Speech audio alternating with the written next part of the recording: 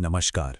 कभी सोचा है कि एक रेगिस्तानी राज्य जो एक वक्त पर बिजली की कमी से जूझ रहा था, वो आज भारत का एनर्जी पावर हाउस बनने की दौड़ में सबसे आगे कैसे है? आज हम राजस्थान की इसी कमाल की एनर्जी ट्रांसफॉर्मेशन की कहानी को समझेंगे। तो चलिए इस दिलचस्प सफर की शुरुआत करते हैं। तो सवाल यही है कि आखिर ये जबरदस्त बदलाव हुआ कैसे? कैसे एक राज्य जो कभी पावर कट से परेशान था, आज देश को पावर देने की बात कर रहा है? इस पूरे सफर को समझने के लिए हमें थोड़ा सा पीछे चलना होगा, आजादी के वक्त में। जरा आजादी के समय को सोचिए। उस वक्त पूरे राजस्थान की बिजली बनाने की कुल क्षमता थी सिर्फ 13.27 मेगावाट। जी हां, सही सुना।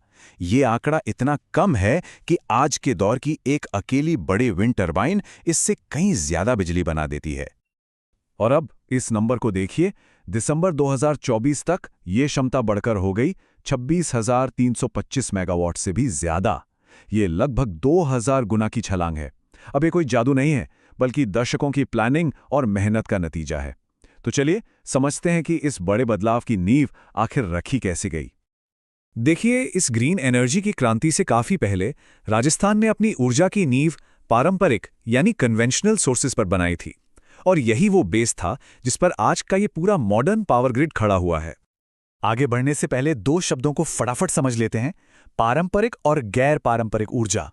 पारंपरिक स्रोत मतलब कोयला, गैस जो जमीन से निकलते हैं, खत्म हो सकते हैं और प्रदूषण भी करते हैं। दूसरी तरफ हैं गैर पारंपरिक स्रोत, जैसे सूरज की रोशनी या हवा, जो कभी खत्म नहीं होते और हमारे पर्यावरण के लिए भी अच्छे हैं। यहां देख सकते हैं कि राजस्थान ने शुरुआत से ही किसी एक चीज पर दांव नहीं लगाया। कोयले से चलने वाले थर्मल प्लांट सबसे बड़े हैं बिल्कुल, लेकिन पानी से बिजली, गैस और यहां तक कि न्यूक्लियर एनर्जी भी इसके मिक्स का एक अहम हिस्सा है। इसी डाइवर्सिटी या विविधता से राज्य की एनर्जी सिक्योरिटी मजबूत होती है। मतलब अगर एक सोर्स में कोई दिक्कत आ भी जाए तो बिजली की सप्लाई रुकती नहीं है। चलिए अब आते हैं कहानी के सबसे दिलचस्प मोड़ पर, राजस्थान का एक सोलर सुपर पावर के तौर पर उभरना। ये वो चैप्टर है जिसने इंडिया के एनर्जी मैप पर राजस्थान को एक बिल्कुल नई पहचान दी है। तो सवाल उठता है कि राजस्थान ही क्यों? असल में कुदरत ने राजस्थान को एक तरह से सोलर गोल्ड माइन बना दिया है। यहाँ साल में करीब 325 दिन चिलचिलाती धूप मिलती है और दूर दूर तक फैली बंजर जमीन सोलर पैनल लगाने के लिए एकदम परफेक्ट है। इससे बेहतर कॉम्बिनेशन और क्या हो सकता है? और राजस्थान ने इस मौके को दोनों हाथों से पकड़ा। 2020 से 2024 के बीच यहां सोलर एनर्जी प्रोडक्शन हर साल औसतन 20% से भी ज्यादा की रफ्तार से बढ़ा है। ये ग्रोथ किसी रॉकेट की स्पीड से कम नहीं है। इस जबरदस्त ग्रोथ का सबसे बड़ा सबूत है जोधपुर का भादला सोलर पार्क। 2245 मेगावाट की कैपेसिटी वाला ये पार्क इतना विशाल है कि ये अकेले ही कई छोटे शहरों को रोशन कर सकता है। ये सिर्फ एक पार्क नहीं, ये राजस्थान की सोलर पावर का जीता जागता सिंबल है।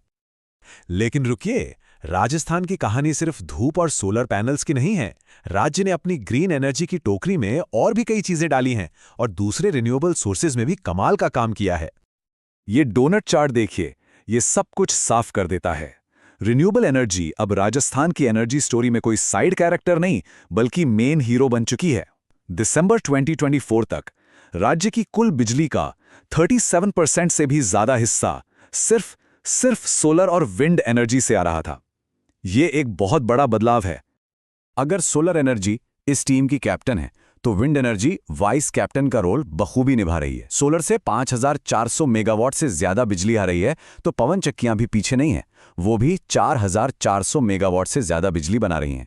ये दोनों मिलकर ही राजस्थान को एक ग्रीन चैंपियन बना रहे हैं। और बात यहीं खत्म नहीं होती। राजस्थान तो वेस्ट से बेस्ट बनाने की कला भी जानता है। यहां सरसों की तूड़ी जैसे खेती के कचरे को इस्तेमाल करके 124 मेगावाट से ज्यादा बिजली बन रही है।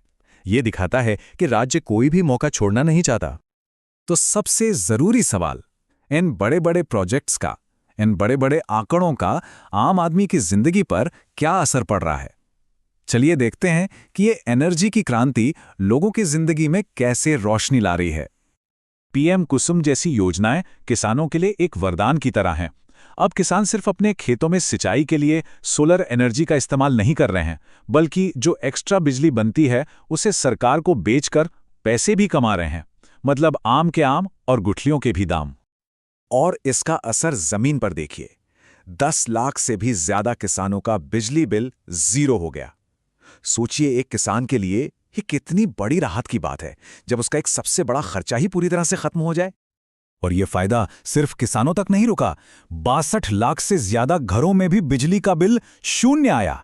ये पक्का करता है कि इस एनर्जी क्रांति का उजाला हर घर, हर आंगन तक पहुंचे।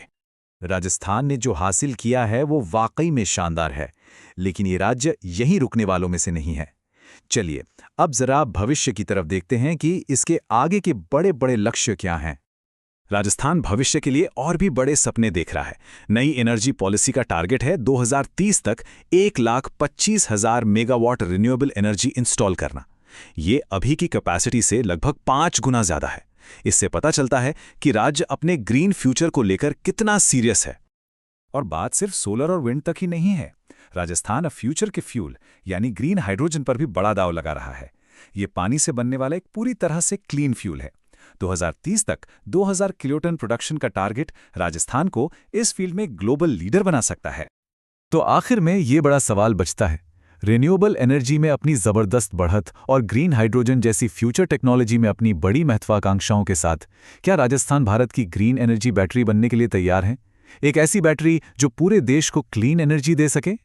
खैर, ये एक ऐसा सवाल है जिसका जवाब तो आने वाला वक्त ही देगा, लेकिन जो संकेत मिल रहे हैं वो निश्चित रूप से काफी मजबूत हैं।